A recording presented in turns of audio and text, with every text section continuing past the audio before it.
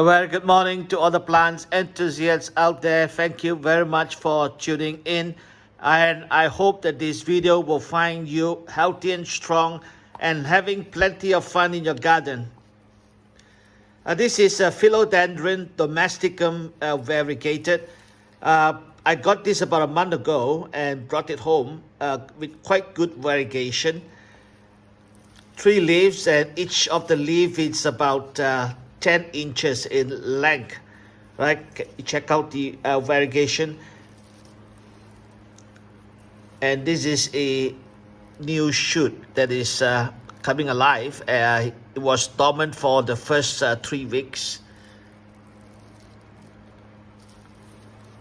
Check out the leaves. I'm not too happy with some of the leaves because it is all crinkled up. All right, because of the tyranny of time, it took me a while to get on top of things, and I'm going to repot this very soon. I'm going to tease this plant out from this pot here. All right, this is just a small, maybe about 12-inch diameter pot.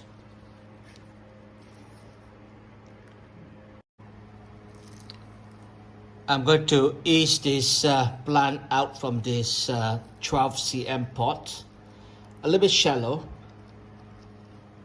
right? And I'm going to use a 15 cm pot for this. This is deeper. So let me just squeeze it a little bit to loosen up the soil, and then I'm going to try to get it out from this pot. Right, just slowly pull and tug and just release it. All right, okay, it's out. Well, the roots are looking quite well. I think, you know, it is the roots are going around the pot. It is sticking onto the substrates, mostly cocoa chips, a polite, as well as also maybe a bit of cocoa peat. Right, this is definitely a top cutting. You can see that's where the stem comes from, and there is an aerial root where they develop for air through air layering. So let's repot this, and hopefully subsequent leaves will get better, larger, as well as also not crinkled. Because you know, once you give this Domesticum a good environment to grow, I would say that you know, the leaves would be massive and healthy. This is my pre-soaked cocoa chips with perlite. Okay, you can see that it is quite well mixed, and the cocoa chips is you know, well conditioned with water after a few hours of soaking. And I'm going to get this substrate into this pot. Maybe a bit boring to some of us here.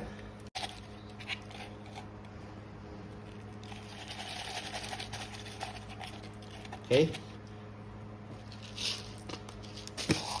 a good dose of Osmocote. I'm not too worried because I've been using sometimes quite a fair bit of it. Basically, this Osmocote would not burn the roots, that's all. In it goes. Okay, I'll retain these substrates. I would probably set it a bit higher. Okay, just make sure that the roots are sitting pretty inside, and then you know, they have plenty of space to move around. The root ball is offset to one side, probably because of air layering, and it was wrapped in one direction, so you know, the roots was developing to one side. Okay, so as you can see from here, I'm going to push the root ball over to my left, and I'm going to fill the right side, of course my right side here, with substrate.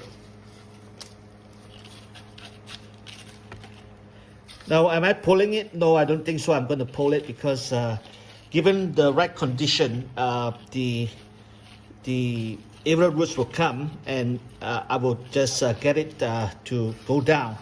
into the pot so that it will stick and it will support the plant. And basically, this plant will grow higher.